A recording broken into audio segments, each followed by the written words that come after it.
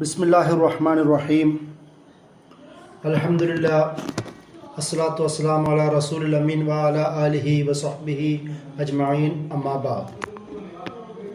അസ്സലാമു അലൈക്കും വറഹ്മത്തുള്ളാഹി. യഹൂദ പലായനത്തെക്കുറിച്ചുള്ള ക്ലാസ്സാണ് ഇന്ന് നമ്മൾ സംസാരിക്കുന്നത്. ആധുനിക വെസ്റ്റ് ഏഷ്യൻ ചരിത്രത്തിലും ആധുനിക ലോക ചരിത്രത്തിൽ പൊതുവായും ഏറ്റവും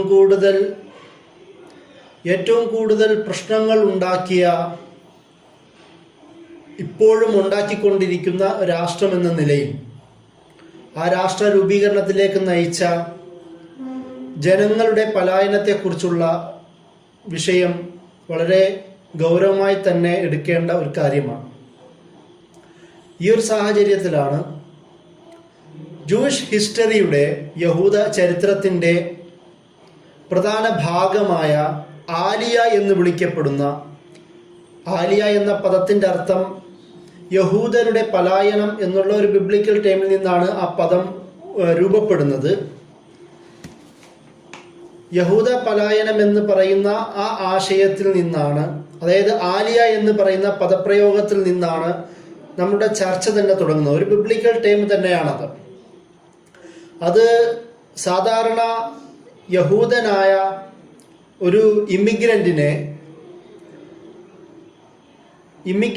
പൊതുവെ വിളിക്കുന്നത് ഒലെ എന്നുള്ള പദമാണ്. OLEH, ഒലെ എന്നുള്ള പദമാണ്. അതുപോലെ തന്നെ അത് ഫീമെയിൽ ആണെങ്കിൽ, സ്ത്രീ ആണെങ്കിൽ ഒല എന്നുള്ള പദവും കൊണ്ടാണ് ഈ ഹീബ്രു ഭാഷയിൽ ഉപയോഗിക്കുക. പൊതുവെ ഈ രണ്ട് പദവും, അതായത് ഒലെ എന്നുള്ളതും ഒല എന്നുള്ള പദവും ലാ അലോത്ത് എന്ന് വിളിക്കപ്പെടുന്ന ഹീബ്രു പദത്തിൽ നിന്നാണ് അത് രൂപീകരിക്കപ്പെട്ടത്. ലാ അലോത്ത് എന്നതിൻ്റെ ഭാഷാപരമായ അർത്ഥം ഗോ അപ്പ്, മുന്നോട്ട് ഉയർന്നു പോവുക എന്ന് പറയുന്ന, ഗോ അപ്പ് എന്ന് പറയുന്ന അർത്ഥമാണ് അതിനുള്ളത്. സാധാരണ യഥാർത്ഥത്തിൽ ഈ പദം കൊണ്ട് അർത്ഥമാക്കുന്നത് റിട്ടേണിംഗ് ടു ഇസ്രായേൽ, ഇസ്രായേലിലേക്കുള്ള മടക്കം എന്നുള്ളതാണ്. അത് ഈ ലാ ഒലാത്ത് എന്നുള്ള പദം ഉപയോഗിക്കുന്ന, അതിൽ നിന്ന് ഡിറൈവ് ചെയ്ത, നിർദ്ധാരണം ചെയ്യപ്പെട്ട പദങ്ങൾ ഉപയോഗിക്കുമ്പോൾ അതൊരു ഗോയിങ് അപ്പ് എന്ന് പറയുന്ന ഒരു ആത്മീയമായ ഒരു യാത്രയെ ഉദ്ദേശിക്കുന്ന പദപ്രയോഗം കൂടിയായി മാറുന്നു. അതായത് ഈ ആലിയ എന്ന് പറയുന്ന ഈ ഒരു പലായനം, ജൂത പലായനം ചെയ്യുന്നത് അതൊരു സ്പിരിച്വലായ, ഫിസിക്കൽ ഒരു ജേണി കൂടിയാണ് എന്ന് പറയുന്ന ഒരു അർത്ഥം അതിന് വന്നു ചേരുകയാണ് ചെയ്യുന്നത്. ഇതിൻ്റെ അർത്ഥം, ഈ പറഞ്ഞതിൻ്റെ അർത്ഥം, അതായത് ആലിയ എന്ന് പറയുന്ന ആ യാത്രയ്ക്ക് തന്നെ അതിനൊരു മതകീയ വർണ്ണം, ഒരു തൗറാത്തിന്റെ അല്ലെങ്കിൽ പഴയ നിയമത്തിന്റെ അടിസ്ഥാനത്തിൽ തന്നെ ഒരു മതകീയ വർണ്ണവും കൂടി വന്നു ചേരുകയാണ് അതിന് ചെയ്യുന്നതെന്നാണ് നമുക്ക് ഇതിൽ നിന്ന് കാണുവാൻ കഴിയുന്നത്. അതല്ലാതെ തന്നെ ഇതിൻ്റെ പ്രധാന ഒരു ആശയം എന്ന നിലയിൽ ഈ ഒരു ആശയം എവിടുന്നാണ് അവരെടുക്കുന്നത് എന്നും കൂടി നമുക്ക് നോക്കണം. പഴയ നിയമത്തിൻ്റെ, ബൈബിളിൽ തന്നെയുള്ള, അല്ലെങ്കിൽ ഈസായ എന്ന് പറയുന്ന ചാപ്റ്ററിൻ്റെ 11-12 ഭാഗം നിങ്ങൾ നോക്കുക. അവിടെ അതിൻ്റെ ഒരു സൂക്തം, ഈ വചനം നമുക്ക് കാണുവാൻ കഴിയും.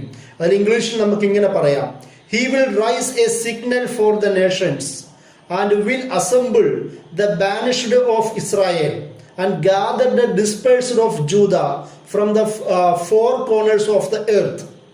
അതായത് കർത്താവ് അന്ന് ഇവരെല്ലാവരെയും എല്ലാ ഭാഗത്തു നിന്നും ഉയർത്തിക്കൊണ്ടുവരികയും ഈ ഭൂമിയുടെ നാനാഭാഗങ്ങളിൽ ചിന്നിച്ചിതറിപ്പോയ ഇസ്രായേലിറ്റികളെ, ആ വംശപരമ്പരയിലുള്ള ആൾക്കാരെ ഒരുമിച്ച് കൊണ്ടുവരുമെന്ന് പറയുന്ന ഇസായ 11-12 ആ ഭാഗത്തെ വചനം തന്നെ ഉദാഹരണമായി എടുത്തുകൊണ്ടാണ് ഈ ഒരു ആലിയയ്ക്ക് ഒരു മതകീയ വർണ്ണവും കൂടി കൊടുക്കുന്നതെന്നാണ് നമുക്ക് പറയാൻ പറ്റുന്നത്.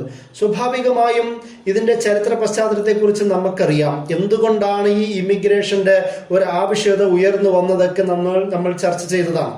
അതായത് അത് പ്രധാനമായും യഹൂദർക്കെതിരെയുള്ള പെർസിക്യൂഷൻസ്, യഹൂദർക്കെതിരെയുള്ള, ജൂയിഷ് വംശജർക്കെതിരെയുള്ള ക്രിസ്ത്യൻ ഭരണകൂടങ്ങൾ തന്നെ നടത്തിയ മതപരവും രാഷ്ട്രീയപരമായ കാരണങ്ങളിൽ അവർക്കെതിരെ നടത്തിയ മർദ്ദന മുറകളിൽ നിന്ന് രക്ഷപ്പെടുക എന്ന് പറയുന്ന ഒരു ലക്ഷ്യം അവർക്കുണ്ടായിരുന്നു.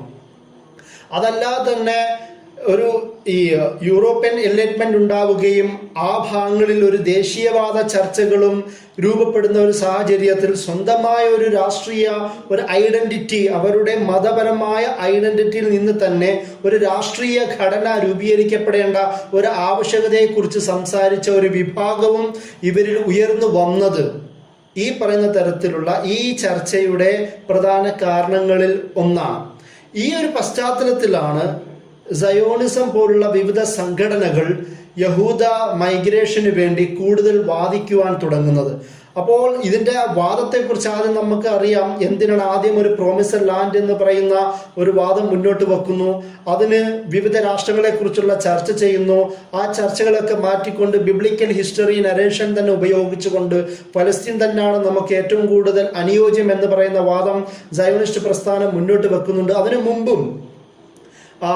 മുമ്പ് ലിയോൺ പുസ്കറിനെ പോലുള്ള റൌഫ് ഫുള്ളറിനെ പോലുള്ള വിവിധ ജൂയിഷ് പണ്ഡിതന്മാരും ഈ അഭിപ്രായം മുന്നോട്ട് വെച്ചതായും നമുക്കറിയാം. എന്നാലും സയോണിസ്റ്റ് പ്രസ്ഥാനം ഇത് മുന്നോട്ട് വെക്കുന്നതോടുകൂടിയാണ് ലോകതലത്തിലുള്ള യഹൂദ സംഘടനകളും സമ്പന്നരും വിവിധ മതവിഭാഗങ്ങളുമെല്ലാം ഈ ഒരു ശ്രദ്ധ പിടിച്ചു പറ്റുകയും അവർ ഈ ഒരു ചിന്തയിൽ കൂടുതൽ ആകൃഷ്ടരാവുകയും ഈ ഒരു പലായനത്തിന് തയ്യാറെടുക്കുകയും ചെയ്യുന്നത് എന്നതാണ് ഇതിൻ്റെ ഒരു പശ്ചാത്തലം.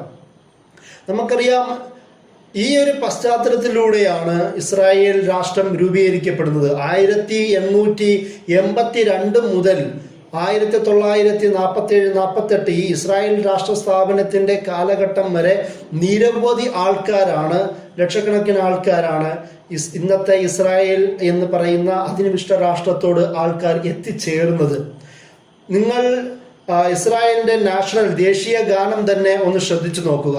അതിൽ പ്രധാനപ്പെട്ട ഒരു ആശയം പറയുന്നത്, as long as the deep in our hearts the soul of a Jew yearns and forward to the east to Zion and eyes looks, our hope will not be lost. To hope of 2000 years to be free nation is our land, the land of Zion and Jerusalem. അതായത് അവരുടെ ദേശീയ ഗാനത്തിലും വീണ്ടും വീണ്ടും നടക്കേണ്ടുന്ന ഒരു ഇമിഗ്രേഷന്റെ അതിനു വേണ്ടിയിട്ടുള്ള ഒരു പ്രത്യാശയുടെ ഒരു സാഹചര്യം ഒരുക്കുന്ന തരത്തിലാണ് ഇപ്പോഴും യഹൂദ രാഷ്ട്രത്തിന്റെ ഇസ്രായേലിന്റെ ദേശീയ ഗാനം തന്നെ ഉള്ളതെന്നാണ് ഞാൻ പറഞ്ഞതിന്റെ ചുരുക്കം. ഇത് ആലിയയ്ക്ക് വിവിധ ചരിത്ര പശ്ചാത്തലങ്ങളുണ്ട്. ഈ ആലിയ എന്ന് പറയുന്ന ജൂയിഷ് ഇമിഗ്രേഷന് വിവിധ ചരിത്ര പശ്ചാത്തലങ്ങളുണ്ട്. 1882 തന്നെ 1882 എന്ന് പറയുമ്പോൾ പ്രത്യേകം ശ്രദ്ധിക്കേണ്ടത് സയോണിസ്റ്റ് പ്രസ്ഥാനം, തിയോഡർ ഹെർസൽ രൂപീകരിക്കുന്ന സയോണിസ്റ്റ് പ്രസ്ഥാനം തുടങ്ങുന്നതിന് മുമ്പേ തന്നെ ലിയോൺ പിൻസ്കറുടെ നേതൃത്വത്തിൽ അദ്ദേഹം തന്നെ രൂപീകരിച്ച ദ ലവേഴ്സ് ഓഫ് സയോൺ എന്ന് പറയുന്ന സംഘടന യഹൂദരുടെ പലായനത്തിന് പ്രധാനമായും നേതൃത്വം കൊടുത്തിരുന്നു എന്നുള്ളതാണ്. അത് തുടങ്ങുന്നത് തന്നെ 1880-കളിലാണ്. ഒരു വ്യക്തമായ ഡേറ്റ് പറയുകയാണെങ്കിൽ 1882 ഈ ഒരു പശ്ചാത്തലം തുടങ്ങുന്നത് തന്നെ. ഇതിന് ശേഷമാണ്, കുറച്ച് വർഷങ്ങൾക്ക് ശേഷമാണ് തിയോഡർ ഹെർസൽ ഉയർന്നു വരികയും തിയോഡർ ഹെർസലിന്റെ നേതൃത്വത്തിൽ ലോക സയോണിസ്റ്റ് പ്രസ്ഥാനം രൂപീകരിക്കുകയും അതിനുശേഷം അദ്ദേഹം തന്നെ അതിനുള്ള ബാങ്ക് രൂപീകരിക്കുകയും വിവിധ റോഡ്ഷൈൽഡ് അടക്കമുള്ള വിവിധ പണക്കാരെ, സമ്പന്നരെയും മതകീയ നേതൃത്വങ്ങളെയും സാമുദായിക നേതൃത്വത്തെയും രാഷ്ട്രീയക്കാരെയും എല്ലാം ഉപയോഗിച്ചുകൊണ്ട് ഇന്റർനാഷണൽ സയോണിസ്റ്റ് കോൺഫറൻസിന് രൂപീകരിക്കുകയും ചെയ്യുന്നത്. ഇതിന്റെ പ്രധാനപ്പെട്ട ലക്ഷ്യങ്ങളിൽ ഒന്ന് ഫലസ്തീനിൽ ഭൂമി വാങ്ങുക, അതിന് വേണ്ടിയിട്ട് അവിടെയുള്ള രാഷ്ട്രീയക്കാരെയും നേതൃത്വത്തെയും മാനിപ്പുലേറ്റ് ചെയ്യുക എന്നുള്ളതായിരുന്നു. അതിന് റോഡ്ഷൈൽഡ് പോലുള്ള, അതുപോലെ തന്നെ ഉസ്മാനിയ ഖിലാഫത്തിനോട് വളരെ വിമതരായി നിൽക്കുന്ന അവിടെയുള്ള ഭരണകർത്താക്കളെയും ഉപയോഗപ്പെടുത്തുക എന്നൊക്കെ വിവിധ തരത്തിലുള്ള പദ്ധതികളാണ് അവർ തയ്യാറാക്കിയതായും നമുക്ക് കാണുവാൻ കഴിയും. അതുപോലെ തന്നെ രണ്ടാമത്തെ ഒരു ആലിയ ഉണ്ടാവുന്നത് 1900-കളിലാണ്. ഇതിനാണ് രണ്ടാമത്തെ ആലിയ എന്ന് ആ കാലഘട്ടത്തെ വിശേഷിപ്പിക്കുന്നത്. കാരണം ആദ്യത്തെ ആലിയ ഘട്ടത്തിൽ അവിടെ അധികവും സംഭവിക്കുന്നത് ഭരണകൂടത്തെ ഉപയോഗപ്പെടുത്തിക്കൊണ്ട്, അതുപോലെ ബ്രിട്ടീഷ് സാമ്രാജ്യത്തെ ഉപയോഗപ്പെടുത്തിക്കൊണ്ട്, ചുറ്റുമുള്ള സൈനിക ശക്തികളെയും വശംവദരാക്കിക്കൊണ്ട് പതുക്കെ ഒരു ജൂയിഷ് ഇമിഗ്രേഷൻ നടത്തുക, സെറ്റിൽമെന്റ് നടത്താനുള്ള, ഇൻവേഷൻ നടത്താനുള്ള ശ്രമം തുടങ്ങി വെക്കുക എന്നുള്ളതായിരുന്നു. 1900-കളിലുള്ള രണ്ടാമത്തെ ആലിയ അത് കൂടുതൽ ശക്തി ഉപയോഗിക്കാൻ തുടങ്ങുന്ന ഒരു പശ്ചാത്തലവും കൂടിയാണ്. ഒരു പക്ഷേ ഈ ആലിയെ തന്നെ എതിർക്കുവാൻ വേണ്ടി ആദ്യത്തെ ആലിയ 1880-കളിലുള്ള സുൽത്താൻ അബ്ദുൽ ഹമീദ് സെക്കൻഡ് ഉസ്മാനിയ ഖിലാഫത്തിന്റെ ഖലീഫയായിരിക്കുന്ന പശ്ചാത്തലത്തിൽ അതിനെ തന്നെ എതിർക്കുവാൻ വേണ്ടി നിരവധി ശ്രമങ്ങൾ നടത്തുന്നതായി നമുക്ക് കാണുവാൻ കഴിയും. ഒരുപക്ഷെ അദ്ദേഹത്തിന്റെ ശ്രമങ്ങൾ പിന്നീട് വേറെ ആരും നടത്തിയതില്ല എന്നത് തന്നെയാണ് ഉസ്മാനിയ ഖിലാഫത്തിന്റെ തകർച്ചയിലേക്ക് പോവാനും, അതുപോലെ തന്നെ സയോണിസ്റ്റ് പ്രസ്ഥാനത്തിന് കൂടുതൽ സ്വാധീനം ആ ഭാഗത്ത് ലഭിക്കുവാനും, അതിനുശേഷം 1948 അവർക്കൊരു രാഷ്ട്രം രൂപീകരിക്കുവാനും കഴിഞ്ഞത്. ഉസ്മാനിയ സുൽത്താൻ അബ്ദുൽ ഹമീദ് സെക്കൻഡ് അദ്ദേഹം പ്രധാനമായും അദ്ദേഹത്തിന്റെ പോളിസികൾ 4 രീതികൾ അദ്ദേഹം സ്വീകരിച്ചിരുന്നു. ഒന്നാമത് അദ്ദേഹം ചെയ്ത ഫോറിൻ മിനിസ്ട്രി, അദ്ദേഹത്തിന്റെ വിദേശകാര്യ മന്ത്രാലയത്തോട് ചുറ്റുപാടുമുള്ള രാഷ്ട്രീയ ശക്തികളോട് ആവശ്യപ്പെട്ടു. അതായത് യഹൂദരെ കൊണ്ടുവരുന്ന, അവരെ മതത്തിന്റെയും ദേശീയതയുടെയും പേരിൽ ഫലസ്തീനിലേക്ക് പറിച്ചു നടുവാൻ ആഗ്രഹിക്കുന്ന സയോണിസ്റ്റുകളെ സപ്പോർട്ട് ചെയ്യരുത് എന്ന് പറയുന്ന ഒരു ഡിമാൻഡ് വെക്കുവാൻ ആവശ്യപ്പെട്ടു. രണ്ടാമത് ആഭ്യന്തര മിനിസ്ട്രിയോട് ലോകത്തിന്റെ വിവിധ ഭാഗങ്ങളിൽ നിന്ന് വരുന്ന യഹൂദർക്ക് അവർ ഈ ഭാഗങ്ങളിൽ വീടുകൾ വാങ്ങുന്നതിൽ നിന്നും അവിടെ താമസിക്കുന്നതിൽ നിന്നും, അതുപോലെ തന്നെ അവരുടെ നാഷണാലിറ്റിയെ ഒരു ഒട്ടോമൻ ഉസ്മാനി സിറ്റിസൺ ആക്കി മാറ്റുവാനുള്ള ശ്രമം നടത്തണമെന്നും ആവശ്യപ്പെട്ടു. കാരണം മുമ്പ് നമുക്കറിയാം ഹിമായ സിസ്റ്റം എന്ന് പറയുന്ന ഒരു സിസ്റ്റം ഉസ്മാനിയ ഖിലാഫത്തിൽ ഉണ്ടായിരുന്നു. അതായത് ആ സിസ്റ്റം ഉപയോഗിച്ച് മറ്റൊരു രാഷ്ട്രത്തിന്റെയും സിറ്റിസൺ ആവുവാൻ കഴിയുമായിരുന്നു. അപ്പോൾ മറ്റു രാഷ്ട്രത്തിന്റെ സിറ്റിസൺ ആവുന്നതോടുകൂടി അവരുടെ പ്രൊട്ടക്ഷനോടുകൂടി ഉസ്മാനിയ ഖിലാഫത്തിന്റെ കീഴിൽ ജീവിക്കുവാനുള്ള സാഹചര്യം ഒരുക്കിയിരുന്നു. ഈ ഒരു സാഹചര്യം മുതലെടുത്തുകൊണ്ട് സയോണിസ്റ്റുകൾ ഇവരിലൂടെ ഫലസ്തീനും ചുറ്റുപാടുമുള്ള ഭൂമി വാങ്ങിക്കൂട്ടുവാൻ തുടങ്ങിയത് തിരിച്ചറിഞ്ഞ സുൽത്താൻ അബ്ദുൽ ഹമീദ് സെക്കൻഡും ഖിലാഫത്തും അതിനെതിരെ നടപടി സ്വീകരിക്കുവാൻ തുടങ്ങിയതാണ്. അതും ഒരു പ്രധാനപ്പെട്ട ഒരു ഭാഗമാണ്. അതുപോലെ തന്നെ ഇവർക്ക് ഈ ഭൂമി കൈകാര്യം ചെയ്യുന്ന, ഉസ്മാനിയ ഖിലാഫത്തിന്റെ വിശാലമായ പ്രദേശങ്ങളിൽ ഭൂമി കൈകാര്യം ചെയ്യുന്ന മിനിസ്ട്രിയോടും സുൽത്താൻ അബ്ദുൽ ഹമീദ് സെക്കൻഡ് ആവശ്യപ്പെട്ടത് ഇങ്ങനെയുള്ളവർക്ക് ഭൂമി കൊടുക്കുവാൻ പാടില്ല, അതിന് ക്ഷണിക്കണം എന്നുള്ളതായിരുന്നു. പക്ഷേ സുൽത്താൻ അബ്ദുൽ ഹമീദ് സെക്കൻഡിനെതിരെ യുവതുർക്കികൾ ഉയർന്നു വരുന്നതും ആഭ്യന്തരമായ പ്രശ്നങ്ങൾ ഉണ്ടാവുന്നതും അതിന് സയോണിസ്റ്റുകളുടെ സപ്പോർട്ട് ഉണ്ടാവുന്നതും അങ്ങനെ 1909 ഇദ്ദേഹത്തെ സ്ഥാനത്ത് നിന്ന് മാറ്റുന്നതും ചെയ്തതോടുകൂടി യഥാർത്ഥത്തിൽ ഖിലാഫത്തിന്റെ ഏറ്റവും ശക്തമായ ഖലീഫയുടെ റോൾ ഇല്ലാതാവുകയാണ് ചെയ്യുന്നത്. അതോടുകൂടി യഥാർത്ഥത്തിൽ ഖിലാഫത്തിന്റെ പതനം സംഭവിക്കുകയായിരുന്നു ചെയ്യുന്നത്. ഈ പതനം സംഭവിക്കുന്നതോടുകൂടി ഫലസ്തീനിന്റെ പ്രദേശങ്ങളിൽ സയോണിസ്റ്റുകൾക്കും അവരുടെ സപ്പോർട്ടോടുകൂടിയുള്ള വിവിധ സംഘടനകൾക്കും തീവ്രവാദികൾക്കും നല്ലൊരു ഇടപെടുവാൻ നല്ലൊരു സാഹചര്യം പിന്നീട് രൂപീകരിക്കുകയാണ് ചെയ്യുന്നത്. ഈ ഒരു പശ്ചാത്തലത്തിലാണ് രണ്ടാമത്തെ ആലിയ ഉണ്ടാകുന്നത്. അതായത് 1900-കളിലെ രണ്ടാമത്തെ ആലിയയിൽ കൂടി കൂടുതൽ ഈ തുറന്നു കിട്ടിയ സാഹചര്യത്തെ ശക്തനായ ഖലീഫ പോയതോടുകൂടി ബ്രിട്ടീഷ് സാമ്രാജ്യത്തിന്റെയും സയോണിസ്റ്റുകളായ തീവ്രവാദികളുടെയും സഹായത്തോടു കൂടി ഫലസ്തീനുള്ള വിവിധ പ്രദേശങ്ങളിൽ നിന്ന് അവിടുത്തെ ജനങ്ങളെ ആട്ടിയോടിക്കുകയും കൂട്ടക്കൊല ചെയ്യുകയും അവരിൽ നിന്ന് നിർബന്ധപൂർവം ഭൂമി വാങ്ങുകയും ചെയ്യുന്ന ശക്തി ഉപയോഗിക്കുന്ന ഒരു സാഹചര്യം രൂപപ്പെടുന്നതായും നമുക്ക് കാണുവാൻ കഴിയും. ഈ ഒരു സാഹചര്യത്തിൽ വിവിധ സംഘടനകളാണ് ഈ ആലിയയ്ക്ക് നേതൃത്വം കൊടുക്കുന്നത്. ആദ്യം ഞാൻ പറഞ്ഞിരുന്നു ദ ലവേഴ്സ് ഓഫ് സയോൺ എന്ന് പറയുന്ന ലിയോൺ പിൻസ്കർ എന്നറിയപ്പെട്ട ജൂവിഷ് നേതാവിന്റെ നേതൃത്വത്തിലുള്ള 1880-കളിൽ നേതൃത്വം കൊടുത്ത സംഘടന. രണ്ടാമത് അതിനുശേഷമാണ് സയോണിസ്റ്റ് പ്രസ്ഥാനം തിയോഡർ ഹെർട്സിന്റെ നേതൃത്വത്തിൽ ഉയർന്നു വരുന്നത്. സയോണിസ്റ്റ് പ്രസ്ഥാനമാണ് പിന്നീട് നീണ്ട കാലം ഈ ലോകത്തിന്റെ വിവിധ ഭാഗത്തിലുള്ള യഹൂദരെ ഇസ്രായേലിലേക്ക് പറിച്ചു നടുവാൻ നേതൃത്വം കൊടുത്ത രണ്ടാമത്തെ വിഭാഗം. മൂന്നാമത്തെ വിഭാഗം സയോണിസ്റ്റ് പ്രസ്ഥാനം തന്നെ സയോണിസ്റ്റുകൾ ശക്തരാവുകയും അവർക്കിടയിൽ കൂടുതൽ ലീഡേഴ്സ് വരുന്നതോടുകൂടി 1929 ദ ജൂയിഷ് ഏജൻസി എന്ന് പറയുന്ന ഇവരുടെ നേതൃത്വത്തിലുള്ള ഒരു വിഭാഗം ഉയർന്നു വരികയും സയോണിസ്റ്റുകളിൽ നിന്ന് ഈ ഇമിഗ്രേഷന് അതിനെ കൈകാര്യം ചെയ്യുന്നതിൽ നേതൃത്വം ഈ ജൂയിഷ് ഏജൻസി ഏറ്റെടുക്കുകയാണ് ചെയ്യുന്നത്. അതുപോലെ തന്നെ ഒരു നാലാമത്തെ വിഭാഗമാണ് കെരൻ കയാമത്ത് എന്ന് വിളിക്കപ്പെടുന്ന ഒരു സംഘടന. ആ സംഘടന പ്രധാനമായും ചെയ്തിരുന്നത് ഫലസ്തീനും ചുറ്റുപാടുമുള്ള ഭൂമി വാങ്ങിക്കൂട്ടുന്നതിൽ നേതൃത്വം കൊടുക്കുക, അതുപോലെ തന്നെ ഭൂമി വാങ്ങുകയും പുറത്തുനിന്ന് വരുന്ന യഹൂദരെ അവിടെ സെറ്റിൽ ചെയ്യുവാനും അവരവിടെ താമസിപ്പിക്കാനുമുള്ള കൈകാര്യം ചെയ്യുക, അതിനുവേണ്ടിയുള്ള മാനേജ്മെന്റ് കൈകാര്യം ചെയ്യുക എന്നുള്ളതായിരുന്നു ഈ കെരൻ കയാമത്ത് എന്ന് പറയുന്ന സംഘടനയുടെ ദൗത്യം. അതിന്റെ കൂടെ തന്നെയാണ് ബ്രിട്ടീഷ് സാമ്രാജ്യത്വത്തിന്റെ സഹായത്തോടു കൂടി, കാരണം അന്ന് 1920 മുതൽ 1948 വരെ നീണ്ടു നിൽക്കുന്ന കാലഘട്ടങ്ങളിൽ യഥാർത്ഥത്തിൽ അത് ബ്രിട്ടീഷ് സാമ്രാജ്യത്തിന്റെ ഫലസ്തീൻ മാൻഡേറ്റ് എന്ന് വിളിക്കപ്പെടുന്ന അല്ലെങ്കിൽ ബ്രിട്ടീഷ് മാൻഡേറ്റ് എന്ന് വിളിക്കപ്പെടുന്ന ആ വ്യവസ്ഥയുടെ കീഴിലായിരുന്നല്ലോ. അതുകൊണ്ട് തന്നെ ബ്രിട്ടീഷ് സാമ്രാജ്യവും ഇവർക്ക് കൂടുതൽ അവസരങ്ങൾ തുറന്നു കൊടുക്കുകയായിരുന്നു ആ ഒരു പശ്ചാത്തലത്തിൽ ചെയ്തിരുന്നത്. അതിന് സയോണിസ്റ്റ് മൂവ്മെന്റിനെ തന്നെ അതറൈസ് ചെയ്യുന്ന, അവർക്ക് തന്നെ നേതൃത്വം നൽകിയിരുന്ന ഒരു സാഹചര്യം കൂടി അവർ ചെയ്തിരുന്നു. പിന്നീട് ജൂയിഷ് ഏജൻസിക്കും അതിനുവേണ്ടിയുള്ള മുഴുവൻ സപ്പോർട്ടും ബ്രിട്ടീഷ് സാമ്രാജ്യം നൽകുകയാണ് ചെയ്തത്.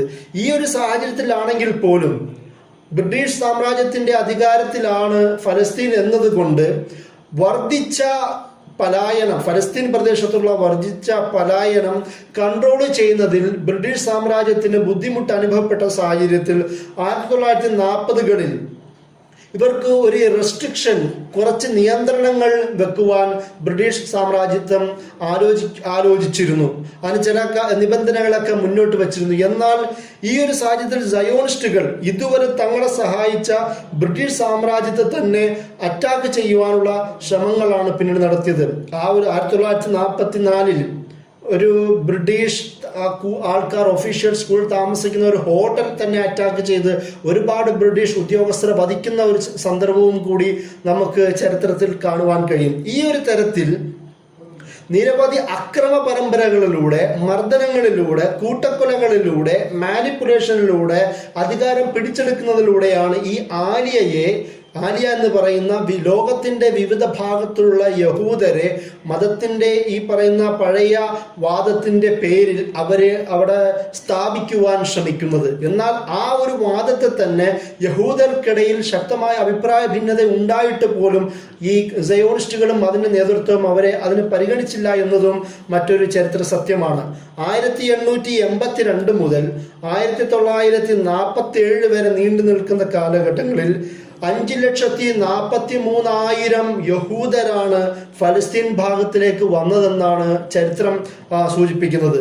അതായത് അന്ന് 24,000 യഹൂദർ മാത്രം ഉണ്ടായിരുന്ന ഫലസ്തീനിലേക്കാണ് ഈ 5,43,000 യഹൂദർ അവരെ ഈ ഒരു കാലഘട്ടത്തിനിടയിൽ ഏകദേശം 50 സംതിങ് വർഷത്തിനിടയിൽ ഈ സയോണിസ്റ്റുകൾ അവരവിടെ പൊറപ്പിക്കാൻ തുടങ്ങുന്നത്.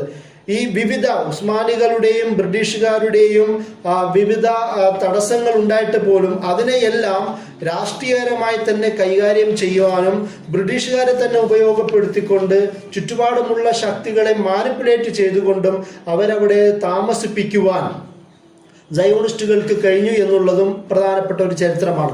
1948-50 കാലങ്ങളിൽ ഏകദേശം 3 വർഷത്തിനിടയിൽ 24% ദേശീയ ഇസ്രായേലിൽ അവിടെയുള്ള പോപ്പുലേഷന്റെ ഗ്രോത്ത് വളർന്നത് എന്നുള്ളതും പ്രധാനപ്പെട്ട ഒരു ചരിത്ര വസ്തുതയാണ്. അതുപോലെ തന്നെ വിവിധ ഘട്ടങ്ങളിൽ ഏകദേശം 2ാം ലോക യുദ്ധ സാഹചര്യത്തിന്റെ മുമ്പ് 9,20,000 ഏകദേശം 92,000 ജൂസ് യഹൂദരാണ് ഈ പറയുന്ന 2ാം ലോക യുദ്ധത്തിന് മുമ്പ് അവിടെ എത്തിച്ചേർന്നത്. അവിടെ ആ ഒരു സാഹചര്യം പ്രത്യേകം ശ്രദ്ധിക്കേണ്ടതുണ്ട്. അതായത് 2ാം ലോക യുദ്ധം എന്ന് പറയുന്നത് 1939 മുതൽ 45 വരെ നീണ്ടു നിൽക്കുന്ന കാലഘട്ടമാണ്. ഈ കാലഘട്ടത്തിലാണ് ബ്രിട്ടീഷുകാർ നിയന്ത്രണങ്ങൾ വരുത്താൻ ശ്രമിച്ചത്. ബ്രിട്ടീഷുകാർ പറഞ്ഞു ഇത്ര 75,000 ആൾക്കാരെയൊക്കെ വരുത്താം, അതിൻ്റെ കൂടുതൽ പാടില്ല എന്നൊക്കെ നിയന്ത്രണങ്ങളൊക്കെ വെച്ചിരുന്നെങ്കിൽ പോലും ആ ഒരു സാഹചര്യത്തിൽ ബ്രിട്ടീഷുകാരുടെ തന്നെ കണ്ണ് വെട്ടിച്ചാട്ടാണ് ഒരുപാട് യഹൂദരെ സയോണിസ്റ്റ് ശക്തികളും വിവിധ സംഘടനകളും ഫലസ്തീനിലേക്ക് കുടിയിരുത്തിയതെന്നും നമുക്ക് കാണുവാൻ കഴിയും. അതിനുശേഷം 1945 ശേഷം, രണ്ടാം ലോക യുദ്ധത്തിന് ശേഷം 61,000 യഹൂദരാണ് പിന്നീട് അവിടെ എത്തിയത്. ഇങ്ങനെ നീണ്ട കാലഘട്ടത്തിൽ ഒരുപാട് ആൾക്കാരെ അവിടെ കൊണ്ടെത്തിക്കുവാൻ ഇവർക്ക് സയോണിസ്റ്റുകൾക്ക് കഴിഞ്ഞു എന്നുള്ളതാണ് ചരിത്രം. ഈ ഒരു പശ്ചാത്തലത്തിലാണ് ഇവരുടെ ഒരു ഡിക്ലറേഷൻ വരുന്നത്. അതായത് 1948 മെയ് 14 ഈ ഇസ്രായേൽ സ്റ്റേറ്റിന്റെ ഡിക്ലറേഷൻ സംഭവിക്കുന്നത്. ആ ഡിക്ലറേഷനുമായി ബന്ധപ്പെട്ട് അവർ മുന്നോട്ട് വെച്ച ഒരു പ്രധാനപ്പെട്ട ഒരു വസ്തുതയുണ്ട്. അതിൽ ആ ഡിക്ലറേഷനിൽ പറയുന്നത് the state of Israel will be open to the Jewish immigrations and after the ingathering of exiles will develop the country for the benefit of all its citizens, will be based on the principles of equality, justice and peace in the light of the vision of the prophet. നിങ്ങൾ ആലോചിച്ച് നോക്കുക, ഇവിടെ പുറത്തുനിന്ന് ആൾക്കാരെ കൊണ്ടുവരുന്നതിൽ നിന്ന് നേരത്തെ പറഞ്ഞതുപോലെ ഇൻഗാദറിംഗ് of എക്സൈൽസ് എന്ന് പറയുന്നത് യെശയ്യാ 11-12 ഭാഗത്തെ ആ വേദത്തിന്റെ ഒരു വ്യാഖ്യാനമാണ്. അവരെ എക്സൈൽഡ് ചെയ്യപ്പെട്ട ആൾക്കാരെ തിരിച്ചു കൊണ്ടുവരുന്നതിനെ കുറിച്ചിട്ടാണ് ഈ പറയുന്നത്. അത് എങ്ങനെയാണ് നടപ്പിലാക്കുന്നത് പറയുന്നത് ഈക്വാലിറ്റിയും ജസ്റ്റിസും പീസും നടപ്പിലാക്കുക എന്ന് പറയുന്നത് ഏതിന്റെ അടിസ്ഥാനത്തിൽ? പ്രവാചകന്മാർ കാണിച്ചു തന്ന വിഷന്റെ അടിസ്ഥാനത്തിൽ എന്ന രീതിയിലാണ് ഈ അവരുടെ ഡിക്ലറേഷൻ തന്നെ പറയുന്നത്. അതുപോലെ പിന്നീട് പറയുന്നത് will credit equal social and political right to all its citizens no matter what their religion, race or gender, will ensure rights of religion, consciousness, education and culture. അതായത് ഇതിന് ശേഷം ഈ ഭാഗത്തേക്ക് വരുന്ന എല്ലാവരുടെയും മതമോ റേസോ ജെൻഡറോ ഒന്നും പരിഗണിക്കാതെ തന്നെ എല്ലാവർക്കും ഈക്വലായ സോഷ്യൽ പൊളിറ്റിക്കൽ റൈറ്റ് നൽകുമെന്നാണ് പറയുന്നത്. സത്യത്തിൽ അത് വളരെ നിരർത്ഥകമായ ഒരു വാദവും കൂടിയാണെന്നാണ് ഇന്ന് നമുക്ക് മനസ്സിലാക്കാൻ കഴിയുന്നത്. ഇതിന് ശേഷം പറയുന്നത് will keep the religious sites of all religion and will be faithful to the principle of the United Nations.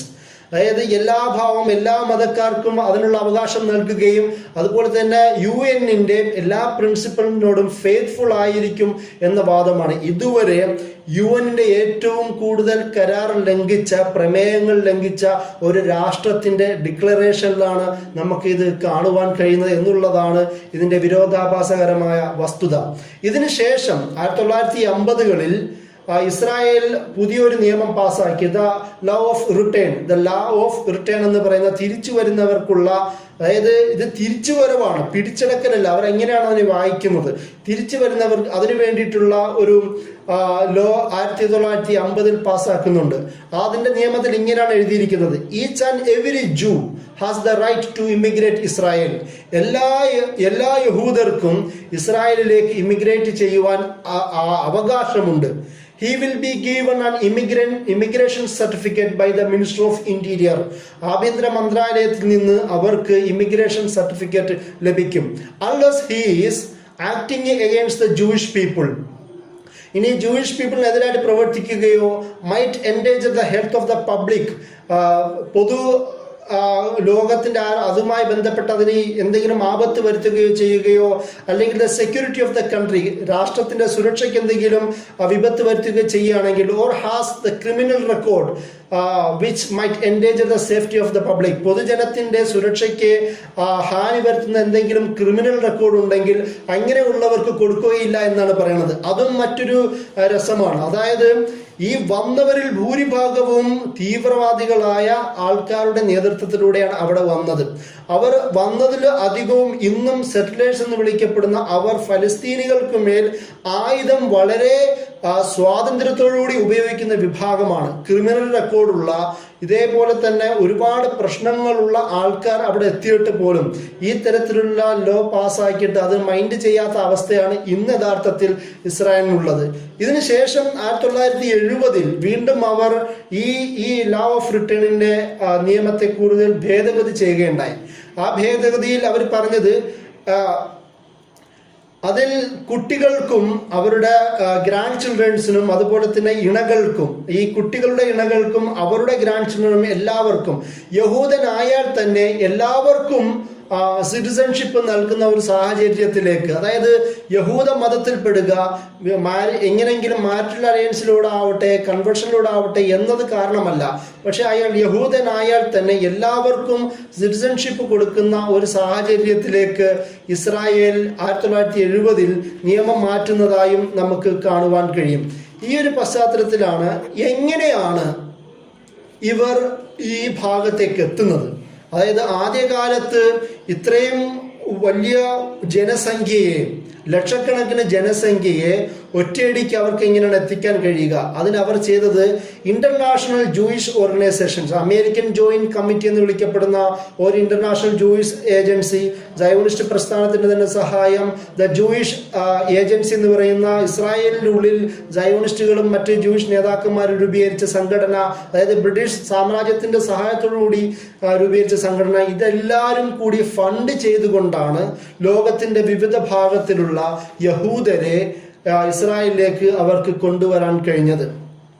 ഇവിടെ മറ്റൊരു പ്രധാനപ്പെട്ട പ്രാദേശിക രാഷ്ട്രീയവുമായി ബന്ധപ്പെട്ട ചില സംഭവങ്ങൾ കൂടി ചേർത്ത് വെക്കേണ്ടതുണ്ട്. നമുക്കറിയാം 1948 ഇസ്രായേൽ സ്ഥാപിക്കുകയും അതിനുശേഷം നീണ്ട യുദ്ധങ്ങൾ അറബ് മുസ്ലിം സമൂഹങ്ങളുമായി നടത്തിയ ചരിത്രം നമുക്കറിയാം. 1948, 56, 67, 73 കാലങ്ങളിൽ നിരവധി യുദ്ധങ്ങളാണ് ഇസ്രായേലുമായി നടക്കുന്നത്. അതിൽ പലതും ഏകപക്ഷീയമായ അറ്റാക്കുകൾ കൂടിയായിരുന്നു, ഇസ്രായേലിന്റെ തന്നെ ഏകപക്ഷീയമായ അറ്റാക്കുകൾ കൂടിയായിരുന്നു. അതിൽ പലതും ഇസ്രായേൽ തന്നെയാണ് സൈനികമായി വിജയിക്കുകയും ചെയ്തത്. ഈ ഒരു പശ്ചാത്തലത്തിൽ 1967 സിക്സ് ഡേ വാർ എന്ന് വിളിക്കപ്പെടുന്ന ആ യുദ്ധത്തിൽ ഇസ്രായേലിൽ ഒരു വിജയം ഉണ്ടായത് ലോകത്തുള്ള വിവിധ ഭാഗത്തുള്ള യഹൂദരിൽ ഒരു ആവേശം ഉണ്ടാക്കുവാൻ കാരണമായി എന്നുള്ളതാണ് ചരിത്രം പറയുന്നത്. അതോടുകൂടി അതായത് ഇന്ന് നമ്മൾ ഫലസ്തീൻ എന്ന് വിളിക്കുന്ന അല്ലെങ്കിൽ west bank, Gaza, east Jerusalem അടക്കമുള്ള എല്ലാ പ്രദേശങ്ങളും ഇസ്രായേൽ പിടിച്ചെടുത്തത്, ഫലസ്തീൻ എന്ന് പറയുന്ന മുഴുവൻ അതിൻ്റെ പ്രധാനപ്പെട്ട തന്ത്രപ്രധാനമായ സ്ഥാനങ്ങളെല്ലാം ഇസ്രായേൽ പിടിച്ചെടുത്തത് ലോകത്തുള്ള വിവിധ ജൂയിഷ് സംഘടനകൾക്കും ജനതയ്ക്കും ഒരു ആവേശമുണ്ടായി. അത് കൂടുതൽ ഇമിഗ്രേഷന്, പലായനത്തിന്, അങ്ങോട്ടുള്ള പ്രവാഹത്തിന് ഒരു ആക്കം കൂട്ടി എന്നുള്ളതാണ് ചരിത്രം പറയുന്നത്. അതുപോലെ തന്നെ മറ്റൊരു പ്രധാനപ്പെട്ട വസ്തുതയാണ് അന്ന് അമേരിക്കയുടെ തന്നെ പ്രധാന എതിരാളിയായിരുന്ന USSR, സോവിയറ്റ് യൂണിയന്റെ ഒരു അവസ്ഥ. കാരണം പല അറബ് രാഷ്ട്രങ്ങളുമായി നല്ല ബന്ധമുള്ളത് കൊണ്ട് വളരെ തുറസ്സായ ഒരു സമീപനം ഇസ്രായേലിനോട് USSR അന്ന് സ്വീകരിച്ചിരുന്നില്ല. അത് മാത്രമല്ല ഇസ്രായേലും അമേരിക്കയും സഖ്യകക്ഷി ആയതുകൊണ്ട് അത്രത്തോളം ഒരു തുറസ്സായ ബന്ധം ഇസ്രായേലിനോടും അങ്ങനെ ഇതിനുണ്ടായിരുന്നില്ല, USSR ഉണ്ടായിരുന്നില്ല. വളരെ കുറച്ച് ആൾക്കാരെ മാത്രമേ ഇവർക്കുള്ള ഇമിഗ്രേഷനുള്ള അനുവാദം USSR നൽകിയിരുന്നുള്ളൂ. എന്നാൽ 1990-കൾക്ക് ശേഷം USSRന്റെ പരാജയത്തിന് ശേഷം, പതനത്തിന് ശേഷം ഒരു വലിയ ഹ്യൂജ് മാസ് ഇമിഗ്രേഷനാണ് ഇസ്രായേൽ ഭാഗത്തേക്ക് റഷ്യയുടെ കീഴിലുണ്ടായിരുന്ന വിവിധ രാഷ്ട്രങ്ങളിൽ നിന്നും യഹൂദർ യാത്ര ചെയ്തത്, അതായത് അഭയാർത്ഥികളായി ഇമിഗ്രൻ്റായി അവിടെ പോയതെന്ന് നമുക്ക് ചരിത്രത്തിൽ കാണുവാൻ കഴിയുന്ന ഒരു വസ്തുതയാണ്. അതുപോലെ തന്നെ ഇത് പ്രധാനമായും ഈ യാത്രകളെല്ലാം സംഭവിക്കുന്നത് യൂറോപ്യൻ ഭാഗത്തു നിന്നുള്ള യാത്രകളായിരുന്നു. അതിനെ അഷ്കനാസി എന്ന് പറയുന്ന ഒരു വിഭാഗമാണ് യൂറോപ്യൻ ഭാഗത്തു നിന്നുള്ള പ്രധാനപ്പെട്ട ജൂയിഷ് ഗ്രൂപ്പുകൾ. ഇവർക്ക് യൂറോപ്യൻ പല ചരിത്രബോധമുള്ള യഹൂദരാണ്. അതുപോലെ തന്നെ ഇവർ യൂറോപ്പിൽ തന്നെ ജനിക്കുകയും അവിടുന്ന് കൺവേർട്ട് ആവുകയും ചെയ്ത യഹൂദരാണ് ഈ അഷ്കനാസി എന്ന് പറയുന്ന വിഭാഗം. മറ്റൊരു വിഭാഗം ഐബീരിയൻ പെനിൻസുലയിൽ നിന്ന് ഇവിടെ ഇസ്രായേലിലേക്ക് വന്ന സെഫാഡിക് ജൂസ് എന്ന് പറയുന്ന മറ്റൊരു വിഭാഗം. ഐബീരിയ എന്ന് വിളിക്കപ്പെടുന്ന നമ്മുടെ ഈ പ്രദേശം, അതായത് അന്തുലൂസ് പോലുള്ള, സ്പെയിൻ പോലുള്ള, ഫ്രാൻസിന്റെ കുറച്ച് ഭാഗങ്ങളും അടക്കമുള്ള പോർച്ചുഗലുള്ള ഭാഗത്തു നിന്ന് വന്ന സെഫാഡിക് ജ്യൂസ് മറ്റൊരു വിഭാഗമാണ്. അതുപോലെ തന്നെയാണ് മിസ്രാഹി ജ്യൂസ് എന്ന് വിളിക്കപ്പെടുന്ന ഇന്നത്തെ വെസ്റ്റ് ഏഷ്യൻ, നോർത്ത് ആഫ്രിക്കൻ പ്രദേശത്ത് നിന്ന് യാത്ര തിരിച്ച ഒരു വിഭാഗമാണ് മിസ്രാഹി ജ്യൂസ്. അവരും ഇങ്ങനെ 3 വിഭാഗങ്ങൾ വരുന്നത്. അതോടുകൂടി മറ്റൊരു തരത്തിലുള്ള ജൂഷിന്റെ ഈ അഭയാർത്ഥി പ്രവാഹം എന്നതിൻ്റെ അപ്പുറം ഈ യാത്ര, അവിടെ താമസിക്കാൻ പോകുന്ന യാത്ര വേറെയും ഉണ്ടാകുന്നുണ്ട്. അത് ഇന്ത്യയിൽ നിന്നാണ് ഒന്ന്. അതുപോലെ തന്നെ ആഫ്രിക്കൻ രാഷ്ട്രങ്ങളായ എത്യോപ്യയിൽ നിന്നും പോകുന്നുണ്ട്. എത്യോപ്യയിൽ നിന്ന് പോകുന്ന ഈ യഹൂദർക്ക് വേണ്ട പരിഗണന കൊടുക്കുന്നില്ല. അതായത് അവരവിടെ എത്തുകയും നിരവധി 1900ങ്ങളുടെ കാലഘട്ടങ്ങളിൽ എത്യോപ്യയിൽ നിന്ന് ഏകദേശം 28,646 പേർ 1900ങ്ങളിൽ 28,646ഓളം ജ്യൂസ്, അതിനേക്കാളും ജ്യൂസ് ആ ഒരു സമയത്ത് ഈ ബ്ലാക്ക് ജ്യൂസ് ആയ ആൾക്കാർ ഇവിടെ എത്തി എന്നുള്ളതാണ്. ആ ഒരു പശ്ചാത്തലത്തിൽ നിന്നാണ് ഇന്ത്യയിൽ നിന്നും 1950, 1960 നമ്മുടെ കേരളത്തിൽ നിന്ന് പോലും ഒട്ടുമിക്ക യഹൂദരും യാത്രയാവുന്നുണ്ട്. ആ ഒരു പശ്ചാത്തലത്തിൽ തന്നെ ഇവിടുന്ന് ബോംബെ, മഹാരാഷ്ട്ര ഭാഗത്തു നിന്നുള്ള നല്ലൊരു ശതമാനം യഹൂദരും അവിടെ എത്തിച്ചേരുന്നുണ്ട്. അതുപോലെ തന്നെ മിസോറാം, മണിപ്പൂർ അടക്കമുള്ള നോർത്ത് ഈസ്റ്റേൺ ഭാഗത്തു നിന്നുള്ള യഹൂദരും അവിടെ എത്തിച്ചേരുന്നതായും നമുക്ക് കാണുവാൻ കഴിയും. ഇന്ത്യയിൽ നിന്നുള്ള മഹാരാഷ്ട്രൻ ഭാഗത്തു നിന്നുള്ള യഹൂദർ ഏകദേശം ബനി ഇസ്രായേൽ എന്ന് വിളിക്കപ്പെടുന്ന ഒരു യഹൂദ ഗ്രൂപ്പാണ്. അതുപോലെ തന്നെ ഇവിടെ നോർത്ത് ഈസ്റ്റ് ഭാഗത്തു നിന്നുള്ള ഗ്രൂപ്പുണ്ട്. അവരും ബനി മെനാഷി എന്ന് വിളിക്കപ്പെടുന്ന ഒരു ഗ്രൂപ്പാണ്. ബനി മെനാഷി എന്ന് പറയുന്ന ഗ്രൂപ്പാണ്. ഈ നോർത്ത് ഈസ്റ്റ് ഭാഗത്തു നിന്നുള്ള, മഹാരാഷ്ട്രയിൽ നിന്നുള്ള, കേരളത്തിൽ നിന്നുള്ള, അതുപോലെ തന്നെ എത്യോപ്യയിൽ നിന്നുള്ള യഹൂദർ, ഇവർ വൈറ്റ് ജ്യൂസ് അല്ലാത്തത് കൊണ്ട് തന്നെ ഇപ്പോഴും പല കാലഘട്ടങ്ങളിലായി അവർക്ക് കൂടുതൽ അവഗണന നേരിടുന്നതായിട്ടാണ് അവരുടെ ആഭ്യന്തര ചലനങ്ങൾ നോക്കുമ്പോൾ നമുക്ക് കാണുവാൻ കഴിയുന്നത്. ഇന്നും എത്യോപ്യൻ ജ്യൂസ്, ബ്ലാക്ക് ജ്യൂസ് 2ാംകിട പൗരന്മാരായിട്ടാണ് ജീവിക്കുന്നത്. അതായത് ഒരു റേസിസ്റ്റ് മനോഭാവം തന്നെ ഒരുപാട് റിപ്പോർട്ട് ചെയ്യപ്പെട്ടിരുന്നു.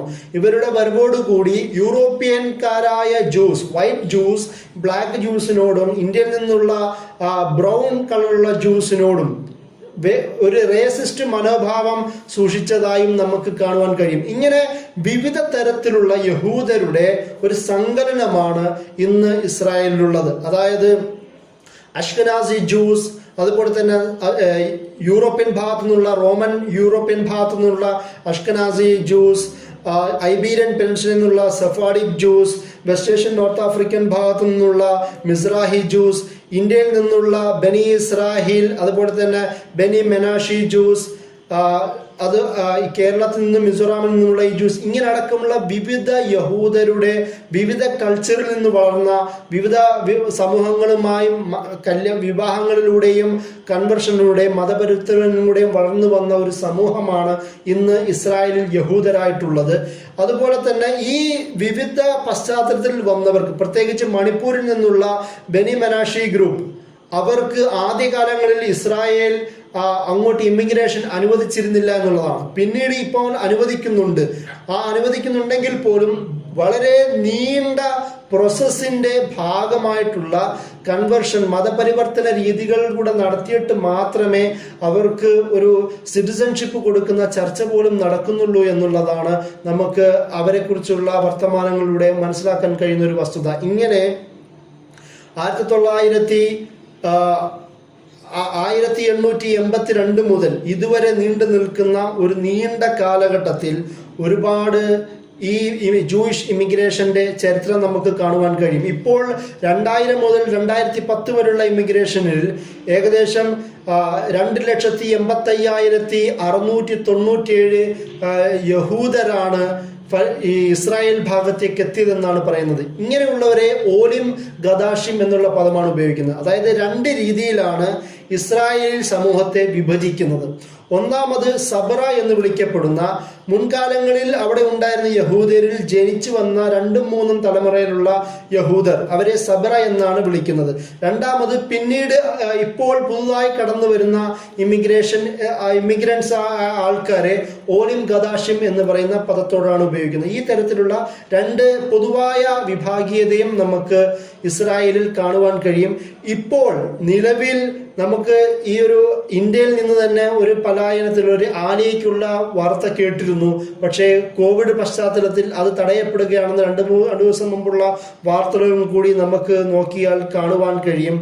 അതുപോലെ 2020 ഡിസംബർ 15 ഏകദേശം 252 യഹൂദരാണ് ബനു മെനാഷി ഫാമിലിയിൽ തന്നെ പെട്ട ആ ഒരു ഗ്രൂപ്പിൽ പെട്ട യഹൂദർ ഇസ്രായേലിൽ സെറ്റിലായത്.